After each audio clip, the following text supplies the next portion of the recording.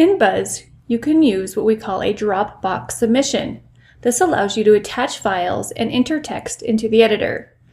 To complete a Dropbox submission, first click on the activity.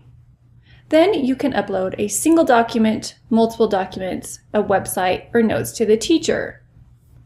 You view your instructions, and you will see below that a window to add your submission. Click the Add Attachment, and you can attach a file, create a Google Doc, or choose from a Google Doc. In this instance, we'll go ahead and attach a file. Once it's attached, you can upload that file to your teacher.